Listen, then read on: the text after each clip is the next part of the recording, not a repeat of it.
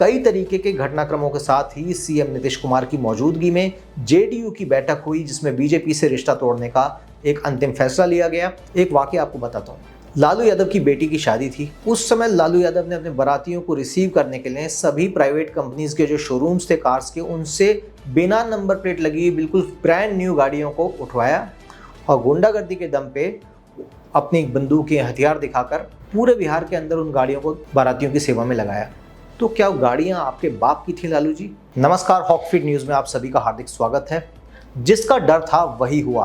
बिहार की धरती को मुंगेर की अवैध हथियारों की फैक्ट्री जैसी एक पुण्य तीर्थ देने वाले पार्टी को, या यूं कहें कि शहाबुद्दीन जैसे गुंडे बदमाश आतंकवादियों को, जिहादियों को राजनेता बनाने वाली पार्टी की अगर बात करें, तो ऐसी पार्टी के साथ जाकर अब नीतीशवा ने टाई अप कर लिया है। नीतीश ने हाथ मिला लिए हैं और अब नीतीश कुमार लालू की गोद में जाके बैठ गए हैं। तेजस्वी यादव हो सकता है अब अगले कुछ दिनों बाद मुख्यमंत्री बनने की डिमांड करें। तो आप समझ सकते हैं कि बिहार जहां था वहां से धीरे धीरे उठकर एक स्थान पर आया है पिछले कुछ सालों में। और मेरा कहना नहीं है, सब जानते हैं कि बिहार में कुछ ना कुछ इंप्रूवमेंट्स तो हुए थे नीतीश कुमार के आने के बाद से, लेकिन अब बिहार जिस राह पर जाने वाला है, सत्ता का ये जो लालच है ना, ये आदमी की आत्मा को खा जाता है। और अब यही हो रहा है नीतीश कुमार के साथ। हो सकता है आपको कोई भी डिफरेंसेस हो भारतीय जनता पार्टी के साथ, लेकिन अब आपने जिसके साथ हाथ मिलाया है वो वही लोग हैं जिन्होंने बिहार के अंदर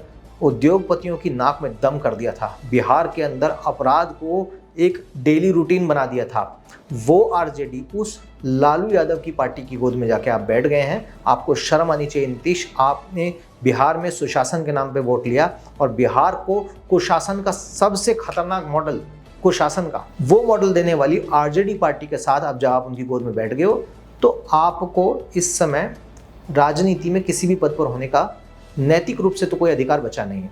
फिलहाल बड़ी खबर यह है कि बिहार में एनडीए से जेडीयू अलग हो चुकी है और अब आज 4 बजे के आसपास नीतीश कुमार गवर्नर को अपना इस्तीफा सौंपने वाले हैं। सूत्रों के हवाले से बड़ी खबर आ चुकी है और मंगलवार की सुबह कई तरीके के घटनाक्रमों के साथ ही सीएम नीतीश कुमार की मौजूदगी में जेडीयू की बैठक हुई, जिसमें बीजेपी से रिश्ता तोड़ने का एक अंतिम फैसला लिया गया। लोकसभा चुनाव 2019 के नतीजों के बाद से ही बीजेपी और जेडीयू के बीच जो तल्खी थी, वो कहीं ना कहीं वो तनाव अपने चरम पर पहुंच चुका था। लेकिन 71 साल के बुढ़े हो चुके नीतीश कुमार के इस कदम के पीछे भविष्य का कोई राजनीतिक गुणा भाग भी छिपा हो सकता है। इस बात के भी ये कयास लगाए जा रहे हैं। अब इस बात को समझने के लिए हमें लोकसभा चुनाव 2019 के साथ ही शुरू हुए कुछ घटनाक्रमों पर एक बार नजर डालनी होगी कि साल 2019 के चुनावों से ठीक 6 महीने पहले कांग्रेस यूपीए के कुनबे को मजबूत करने की कवायद में जुटी हुई थी।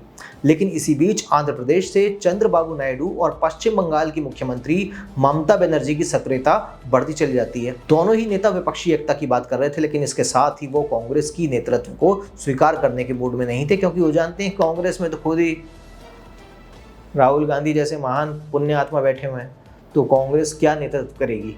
तो अभी देश का एक सबसे महत्वपूर्ण राज्यों में से एक मैं कहूँगा बिहार को, क्योंकि बिहार की जो कल्चर है, बिहार की जो सभ्यता है, बिहार का जो इतिहास है, वो आज का नहीं है, वो हज़ारों लाखों सालों पुराना है। आज जिसे हम बिहार कहते हैं, उसका एक अधिकांश भाग कभी 2500 साल पहले चंद्रगुप्त मौर्य के दौर में मगध कहलाया जाता था। मगध का एक जो बड़ा भाग था, मगध राजधानी का, वो बिहार के जो आज वर्तमान बिहार है उसके अंदर आता था। जिस बिहार में गौतम बुद्ध ने ज्ञान पाया, जिस बिहार में नालंदा जैसी यूनिवर्सिटी थी, आज उस बिहार के अंदर ऐसे गिद्ध और चील कौवे की तरह जनता को नोचकर खाने वाले नेता इस समय बैठ गए हैं, जिनको इतनी भी शर्म नहीं है कि जिन्होंने बिहार को खून के आंसू रुलाया है। एक वाकया आपको बताता हूँ।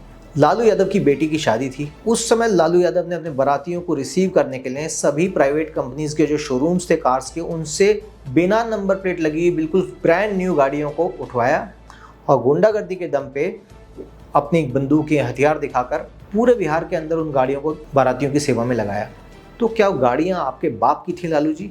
और बिहार को भी अगर आने वाले समय में ऐसी ही सरकार चाहिए, तो बिहार के लोगों को, जो बिहार का जनमानस है, उसको अब सोचना होगा कि अगर आपकी चेतना अभी भी नहीं जागी है तो सोते रहिए और बना दीजिए बिहार को एक गरीबी का, भुखमरी का, अपराध का, आतंकवाद का, जिहाद का और भ्रष्टाचार का गड्ढा, एक ब्लैक होल।